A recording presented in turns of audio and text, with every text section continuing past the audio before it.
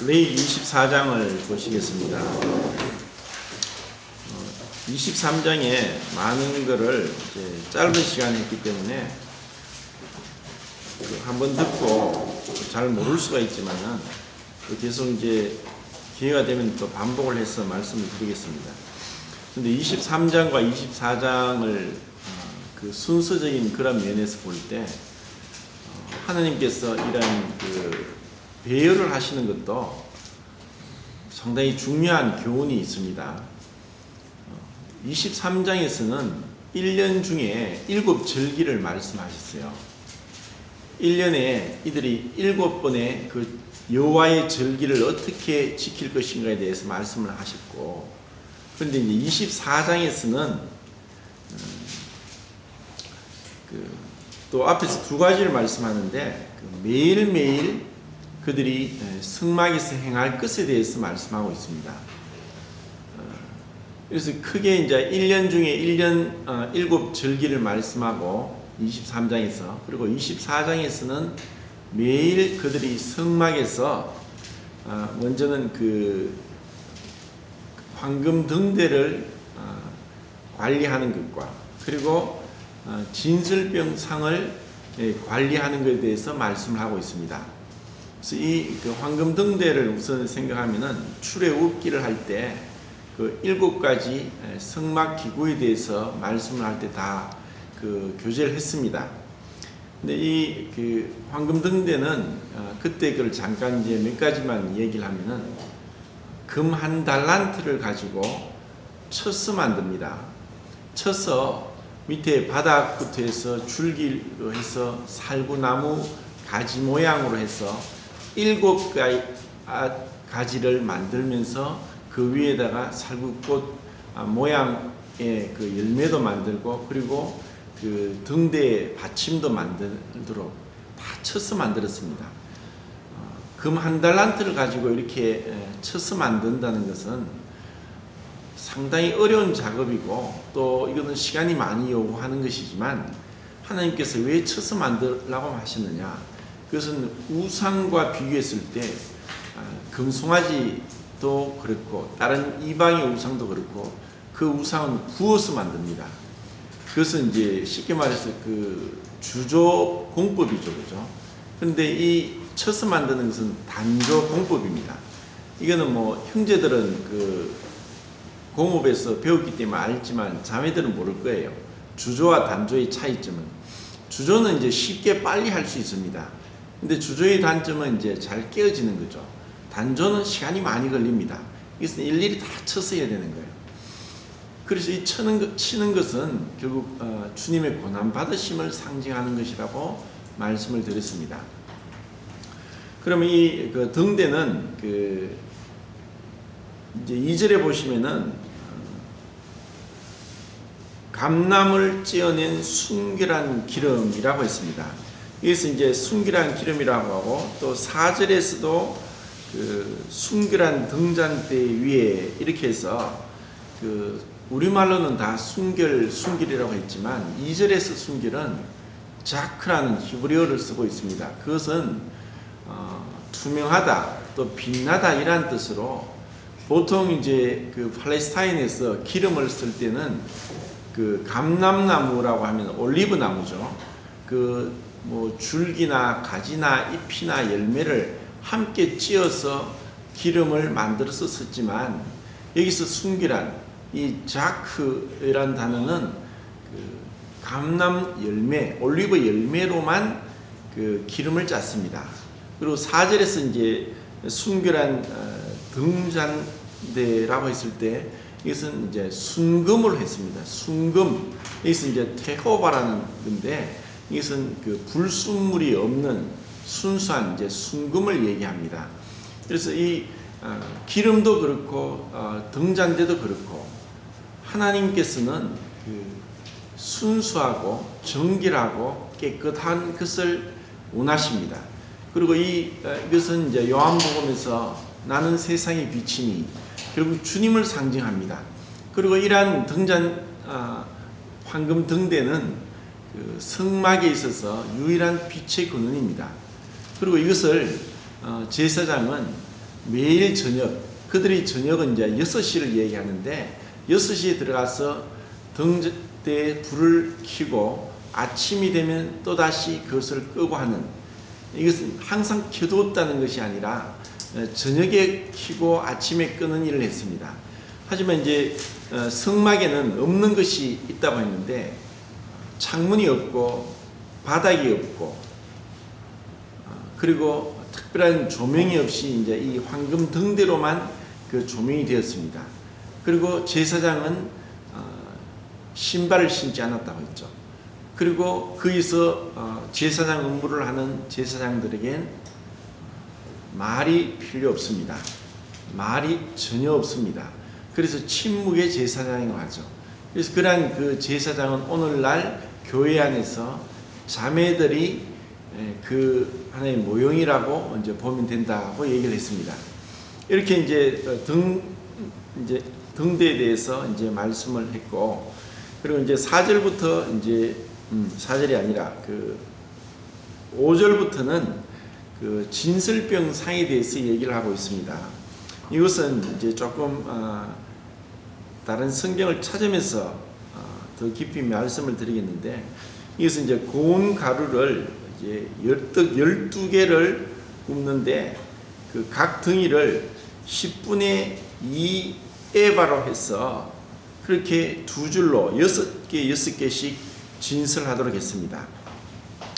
우선은 이 진설병상은 성막 기구 안에서 그 높이가 1규빗 반이라고 했습니다. 이것은 높이가 똑같은 하나의 또 성막 기구가 있었는데 그것은 무엇이죠? 속죄소였습니다. 속죄소와 진설병상은 똑같이 높이가 1규빗 반입니다. 속죄소에서는 하나님께서 1년에 한 번 대제사장을 통해서 만남의 장소였습니다. 그런데 이 진설병상은 매일매일 그 위에 떡을 두고 이 떡은 이스라엘의 12지파를 상징하고 있고, 또 여기서 이 떡은 여기서 이제 각 덩이를 10분의 2 에바로 했습니다. 그래서 12개의 떡인데 그 한 덩이의 떡은 그 앞에서 보면은 그 중간에 구멍이 나 있다고 했습니다. 그것은 이 떡은 바로 이스라엘 12지파를 상징하기도 하지만 동일하게 주님 자신을 상징한다고도 말씀을 했습니다. 그럼 여기서 10분의 2 한 덩이를 10분의 2 에바로 했다고 하는 것을 이것은 얼마나 중요한 것인가를 이제 이게 손을 얹고 출애굽기 16장에 보겠습니다. 분명히 출애굽기 20장부터 10계명이 나오는데 그 10번째 계명에서 안식일을 지키는 것은 네 번째 계명이죠. 10계명 중에서 네 번째 계명인데 그 10계명 이전에 출애굽기 16장에서 그들은 안식일에 대한 먼저 계명을 받습니다. 왜 그러냐면 만나에 대해서 출애굽을 하고 나서 한 달 만에 그들은 양식이 끊어졌죠. 그래서 그 한 달 그 다음 날부터 하늘에서 만나가 내렸습니다. 근데 그 만나가 내리는 16장 16절을 보시면은 여호와께서 이같이 명령하시기를 너희 각 사람은 먹을 만큼만 이것을 거둘지니 곧 너희 사람 수요대로 한 사람의 한 오멜씩 거두되 각 사람이 그의 장막에 있는 자들을 위하여 거둘지니라 하셨느니라. 그래서 아침마다 한 사람이 한 오멜을 거두라고 말씀했습니다. 그리고 마지막 6일째는 21절에 무리가 아침마다 각 사람을 먹을 만큼만 거두었고 햇볕이 뜨겁게 쬐면 그것이 쓰러졌더라. 여섯째 날에는 각 사람이 갑절의 식물을 곧 하나에 2오멜씩 거둔지라 회중의 모든 지도자가 와서 모세에게 알리며, 자, 이렇게 해서 이제 마지막 6일째는 그 다음날 안식일날 만나를 주우러 나가지 못하게 했고, 6일째는 한 사람이 2오멜씩 거두었습니다. 그리고 35절에 사람이 사는 땅에 이르기까지 이스라엘 자손이 40년 동안 만나를 먹었으니 곧 가나안 땅 접경에 이르기까지 그들이 만나를 먹었더라. 오멜은 10분의 1 에바이더라. 여기서 이제 에바의 단위는 23리터를 얘기합니다. 그래서 그 오멜은, 한 오멜은 10분의 1 에바이기 때문에 2.3리터 정도 됩니다. 그들은 한 사람이 하루에 그 한 오멜, 곧 10분의 1 에바의 만나를 거두어서 먹었습니다. 자, 그러면은 우리가 레위기 24장에서 진설병 상위에 12개의 떡을 둘 때 한 떡을 그 얼마의 양으로 한 떡을 만들으라고 했습니까? 10분의 2 에바라고 했죠. 그죠? 자, 그러면은 이것은 무엇을 말씀하고 있는가? 이것은 별것 아닌 것 같지만 이것은 너무너무 중요합니다. 이것이 얼마나 중요하냐? 결국 이 먹는 것은 우리 생활의 가장 기본이고 먹지 않으면 죽습니다. 그리고 우리는 먹는 것에 따라서 우리의 건강이 좌우되고 잘못된 음식을 먹을 때 분명히 그것은 우리한테 어떤 병으로 나타납니다. 먹는 것은 너무너무 중요합니다. 그리고 먹은 것만큼 우리가 소화하고 또 배설을 합니다. 절대로 우리가 먹지 않은 것에 대해서 영양분을 섭취할 수 없죠. 그것은 육적으로나 영적으로나 동일합니다.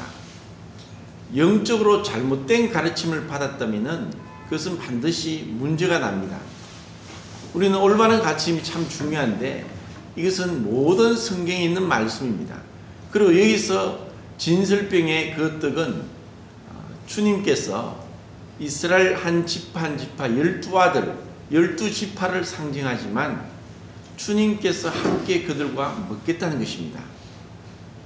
그것은 주님이 우리와 함께 교제하기를 원하시는 겁니다. 자, 여기 또 손을 놓고 요한복음을 또 보겠습니다. 요한복음 6장을 보겠습니다.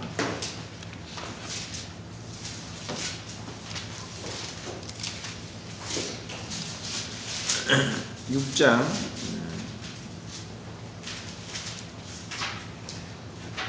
47절에 진실로 진실로 너에게 이르노니 믿는 자는 영생을 가졌나니 내가 곧 생명의 떡이니라. 50절에 이는 하늘에서 내려오는 떡이니 사람으로 하여금 먹고 죽지 아니하게 하는 것이니라. 나는 하늘에서 내려온 살아있는 떡이니 사람이 이 떡을 먹으면 영생하리라. 내가 줄 떡은 곧 세상의 생명을 위한 내 살이니라 하시니라.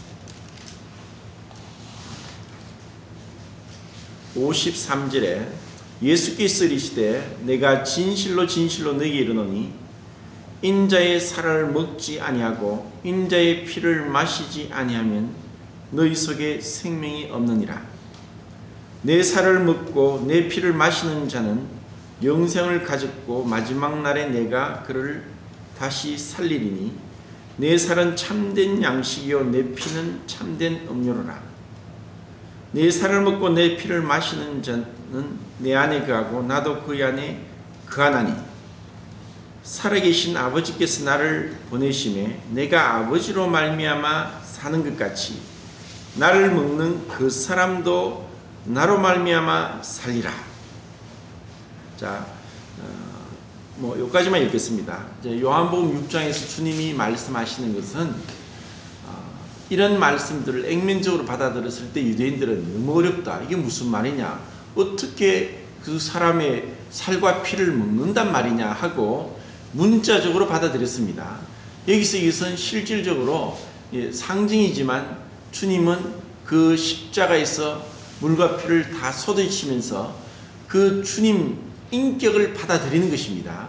그분의 삶과 그분의 인격과 그분의 사역을 다 받아들이는 것이 구원입니다. 대부분의 사람들은 주님이 하신 일만 바라봅니다. 근데 여기서 마치 우리가 어떤 음식을 먹었을 때 우리는 알지 못하지만 우리 안에 들어가서 그 음식물이 소화가 됩니다. 그리고 분해가 됩니다. 그리고 온몸의 피를 통해서 온 몸의 70조 개의 세포에 전달이 됨으로 인해서 우리에게 양식이 됩니다. 그것은 우리의 피와 살이 되는 거죠. 그것처럼 그분을 우리가 받아들이는 것입니다. 그래서 신앙은 주님을 받아들였을 때 그 주님이 나타나는 것이 곧 사랑이요 희락이요 화평이요 오래 참음이요 자비요 온유요 양승과 충성과 절제입니다. 그것은 주님이십니다. 우리에게는 선한 것이 없습니다. 우리가 뭔가를 하려고 하니까 구원을 받지 못하고 구원받고 나서도 우리가 뭔가 자기 의와 자기 만족을 위해서 공명심을 내세우다 보니까 악이 드러나는 겁니다.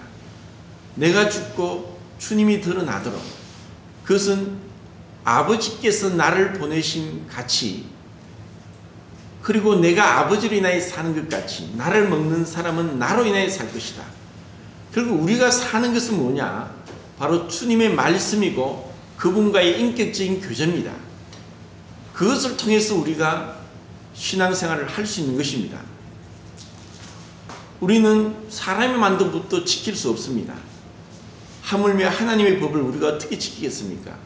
열심을 다해서 기도하고 말씀을 많이 읽고 또 전도하고 그리고 금식하고 헌금을 하고 그렇게 하는 것은 우리가 주님과의 교제를 위한 것입니다. 그렇게 하면서도 주님과 교제가 없을 수가 있습니다. 바리새인처럼 종교적인 될 수 있다는 것과 신앙적인 것과 너무나 큰 차이가 있습니다. 우리가 정말 주님을 먹고 마시면 주님의 성품이 나타납니다. 우리가 아무리 종교적으로 열심히 할지라도 주님의 어떠하심이 나타나지 않으면 그것은 자기 의입니다. 근데 바리새인과 다를 바 없죠.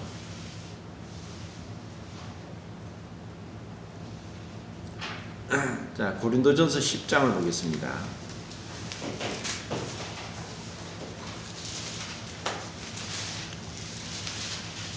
고린도전서 10장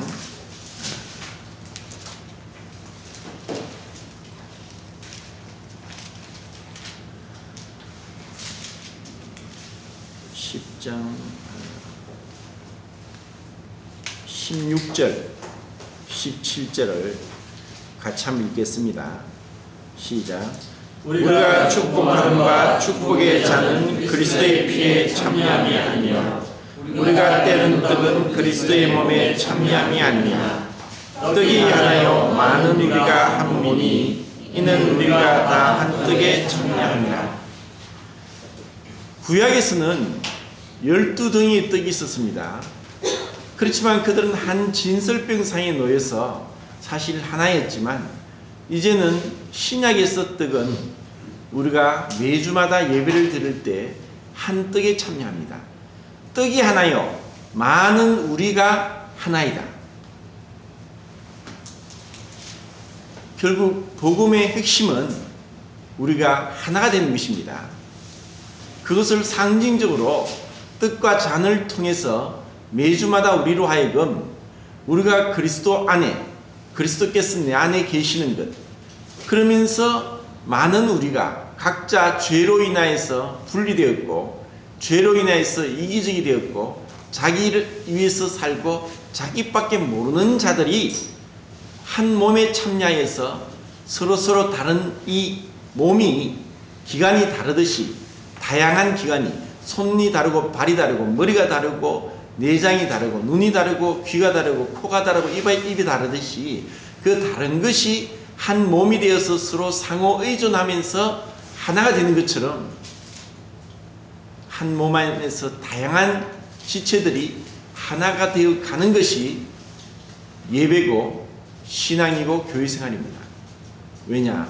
천국은 하나이기 때문에 한 몸으로 머리 대신 그리스도를 통해서 서로 위하고 사랑하고 섬기고 서로를 더 존귀하게 여기는 곳이 천국입니다. 교회는 무엇입니까?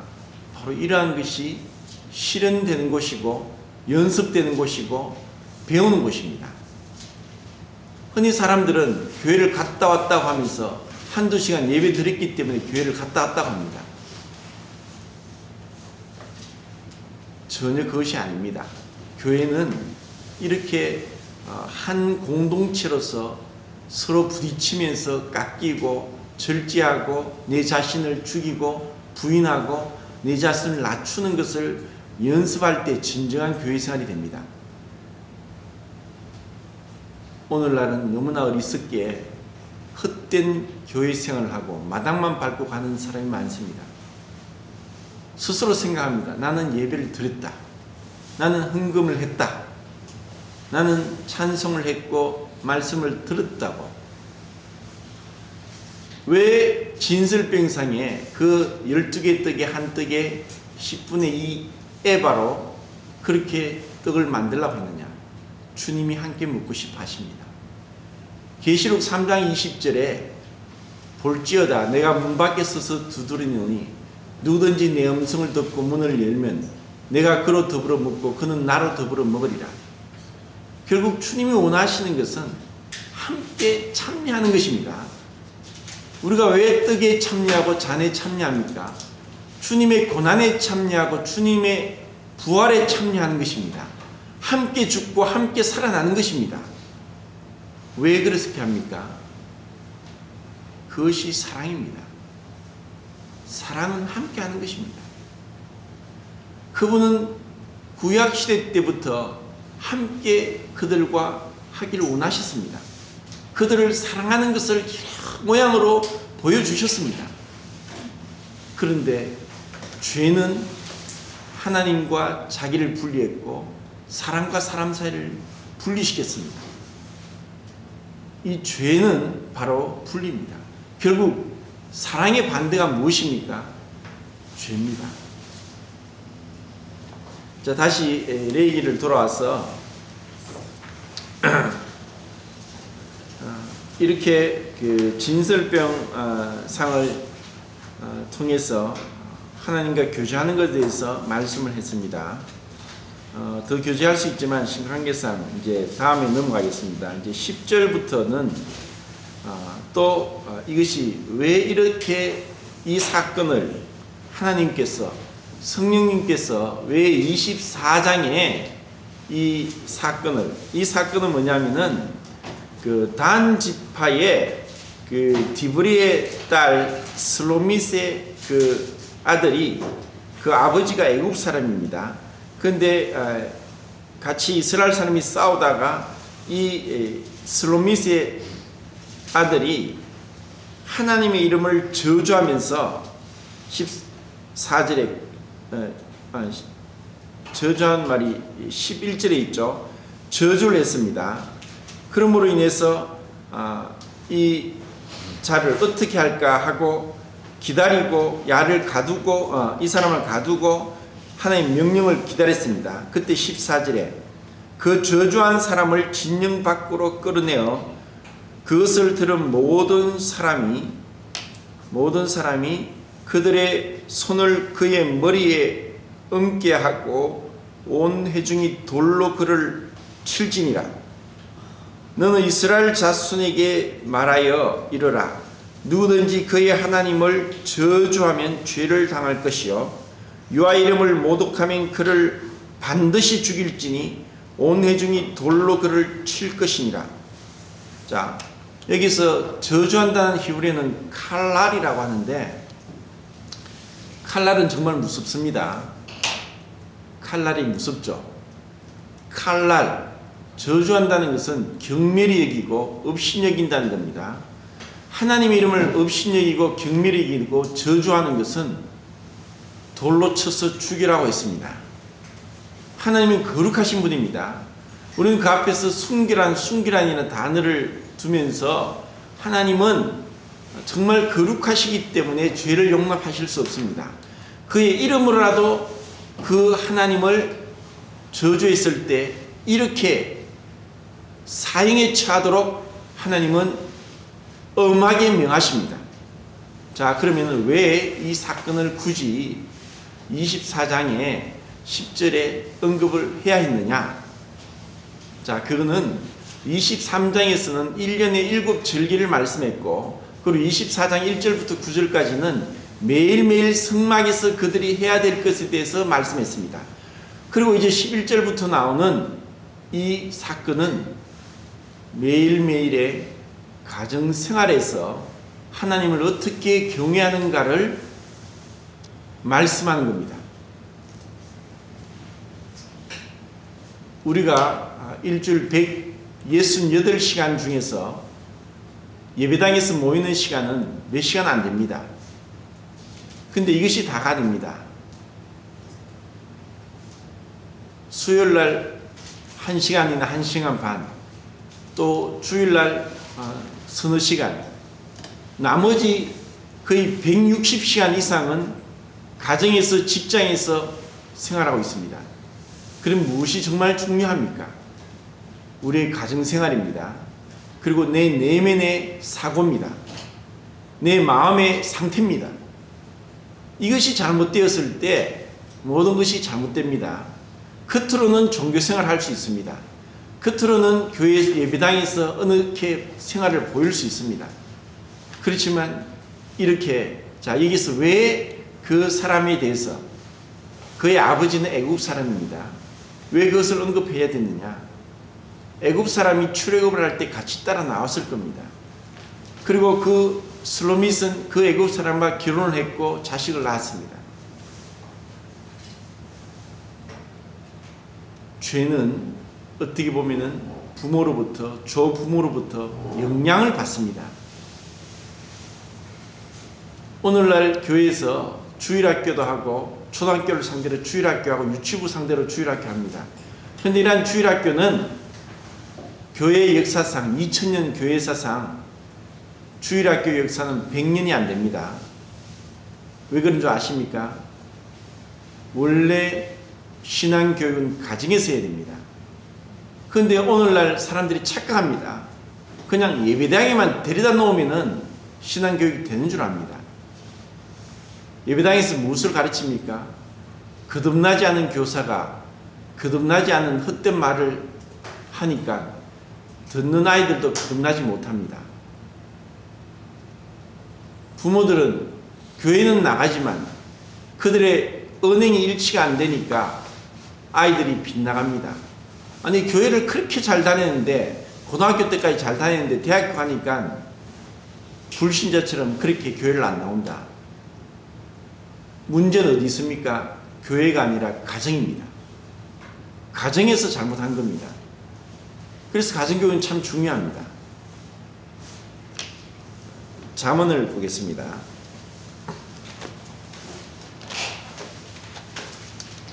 잠언 3장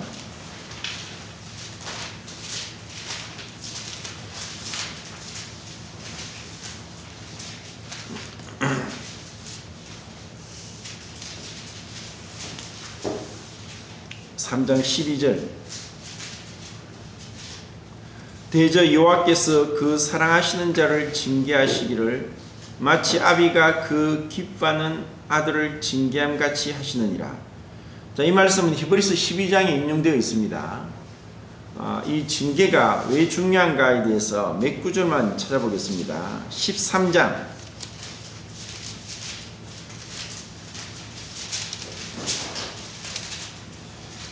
24절. 매를 아끼는 자는 그의 자식을 미워함이라. 자식을 사랑하는 자는 건실히 징계하느니라. 아이에게는 미련한 것이 있기 때문에 자식을 때리라고 합니다. 자식을 때리지 않는 것은 자식을 미워한다고 하는 것이고, 그리고 이러한 것을 그대로 가만두면은 나중에 부모를 욕되게 한다고 합니다. 17장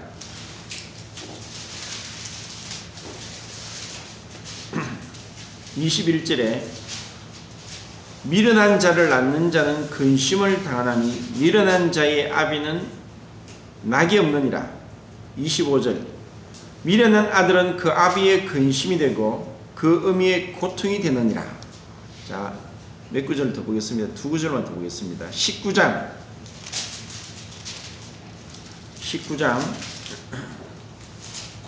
18절 네가 네 아들에게 희망이 있은즉 그를 징계하되 죽일 마음은 두지 말지니라.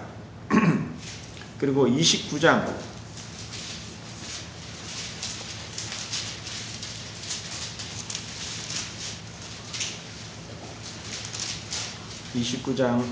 17절 네 자식을 징계하라. 그러면 그가 너를 편안하게 하겠고 또 네 마음에 기쁨을 주리라. 21절 종을 어렸을 때부터 곱게 양육하면 그가 나중에는 자식인 치 하리라.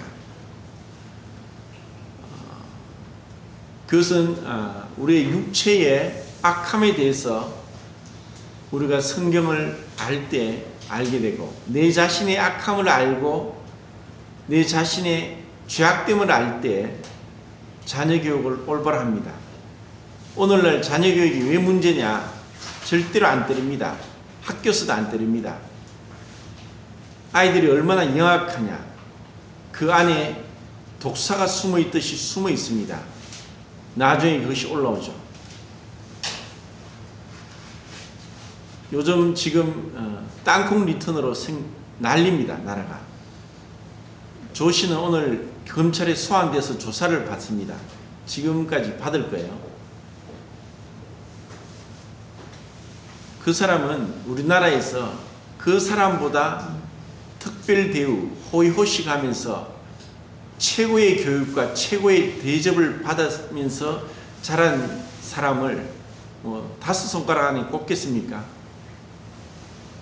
대한항공의 총수의 맞달로서 원하는 것 다 있을 겁니다. 네티즌은 그런 얘기합니다. 그 아버지가 사과한다고 나와서 절을 하니까 40살 된 딸의 똥을 닦아주는 아버지 봐라, 이런 비난을 합니다. 어릴 때 얼마나 기고만장하게 컸으면은 지금 이제 그 드러납니다. 이것은 나라의 수치입니다. 성경적인 자녀 교육을 하지 못했기 때문에 그 아버지가 욕을 당하는 것입니다. 신약 교회에서 자녀들이 불신앙 가운데 있으면은 장로든 집사든 그 직분을 내려놓고 자격이 안 됩니다. 자녀를 교육하지 못하는데 어떻게 교회를 다스릴까? 이렇게 말씀합니다. 자격 조건이 첫 번째 그것입니다. 가정에서 안 되면 안 됩니다. 가정에서 이와 같이 또 20몇 장에 보면은 26장에 보면은 말에게는 채찍이요 나귀에는 재갈이요 미련한 자의 등에는 막대기니라 했습니다. 우리는 이것을 이 29장에서는 종을 곱게 양육하면 나중에 자식인 자리다.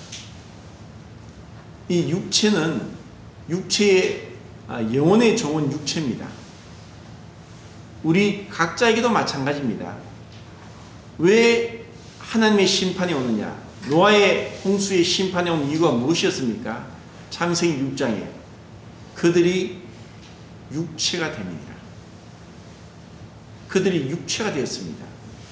육체의 마음과 원하는 것을 함으로 본질상 진노의 자녀였습니다. 하나님은 우리에게 영을 주셨습니다. 그리고 혼을 주셨고 육을 주셨죠.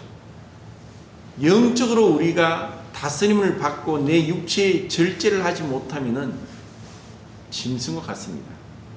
우리에게 수많은 죄에 대해서 언급을 하고 있습니다. 그것은 육체를 따라서 육체를 즐기는 것입니다. 이것을 절제하지 못하면은 결국 하나님의 권위에 불순종하는 것이고, 그것이 결국 가정에서 그런 올바른 교육을 받지 못함으로 결국 죽임을 당하는 일이 발생한 것입니다. 정말 중요한 것은 예배당에서 몇 시간 보이는 것이 아니라 가정생활이고, 그리고 자신의 내면 생활이고, 자신의 사고 생활이고, 자신의 일상생활이 어떻게 이루어지느냐. 예배당에 아무리 잘 나올지라도 평상시에 이와 같은 경건의 연습이 없으면 헛된 것입니다. 그리고 이렇게 다시 레위기를 돌아와서 조금 길어지네요. 레위기 24장 18절부터 보면은 무슨 말씀을 하시냐면은 짐승을 쳐 죽인 자는 짐승으로 짐승을 갚을 것이다. 우리가 출애굽기 22장에 하면서 만약에 어떤 사람의 소를 훔치거나 잡거나 속여서 다른 데 팔았으면은 배상을 해야 되는데 소 5마리로 배상하라 했습니다. 양을 속여서 빼앗고 훔치거나 또 다른 데 팔았으면은 양은 4마리를 보상하라고 했습니다. 양이나 소를 죽였으면 그 양이나 소를 죽입니다. 그리고 상한 것은 상한 것으로, 대은 것은 대은 것으로, 이렇게 말씀하는 것은 동해보복법이라고 해서 똑같이 대하는 것입니다. 이것이 하나님의 법입니다. 이것이 율법입니다. 그렇기 때문에 우리에 대한 죄값은, 죄에 대한 처벌은 반드시 죽음이 요구되는 것입니다. 죄사함의 근거는 바로 형벌이 내려져야 되고, 형벌이 내려져서 죄값이 치러져야 된다고 하는 형벌 만족의 필요성에 의해서 죄사함의 근거가 있습니다. 그렇기 때문에 육체의 생명은 피에 있습니다. 내가 이 피를 너에게 주어 이 피를 단에 뿌려 너희 생명을, 죄를 속죄하게 하였다. 생명이 피에 있으므로 피가 죄를 속하느니라. 예수님이 왜 죽으셨느냐? 그것은 바로 우리의 죄값을 위한 것입니다. 그리고 주님이 왜 사람이 되셨느냐? 죽기 위해서 사람이 되었습니다. 그러면 왜 주님이 사람이 되셔야 됐느냐?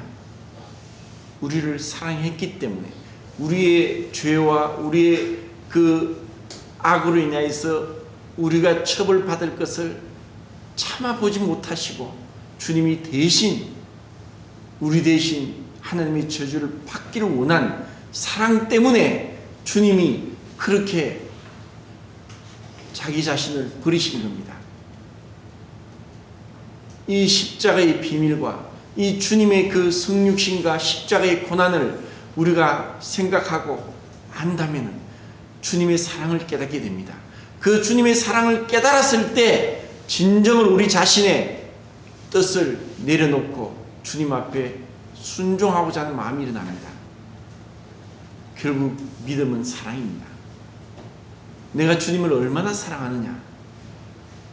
주님이 나를 사랑하셨기에 그 사랑에 감동되어서 이제 내가 주님 앞에 내 뜻을 포기하는 것입니다. 그래서 제가 주일날 말씀드렸죠. 호레이스 부시넬이 한 말은 모든 사랑에는 겟세마네가 숨겨져 있다. 겟세마네는 뭡니까? 내 뜻대로 마옵시고 아버지 뜻대로 하옵소서. 우리의 뜻을 포기할 수 있는 것은 사랑할 때입니다. 사랑할 때 내 뜻을 포기하고 그분의 뜻에 순종할 수 있습니다.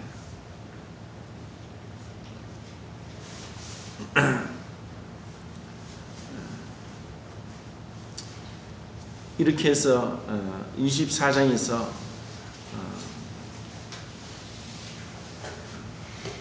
이 중요한 교훈은 결국 어디까지 왔느냐? 참된 절기는 내 안에서부터 시작된다. 골로새서에서 먹는 것과 마시는 것과 추하루나 안식일이나 절기는 다 그림자다. 그리고 그 몸을 위한 것인데 그 몸은 그리스도의 것이다 하고 말씀했습니다. 바로 주님께서 그 모든 것 안에 주님을 늘 우리에게 계시하고 있고 상징하고 있고, 그리고 그 주님은 바로 주님이 우리와 함께하기를 원했던 참된 사랑을 말씀하고 있다는 것입니다.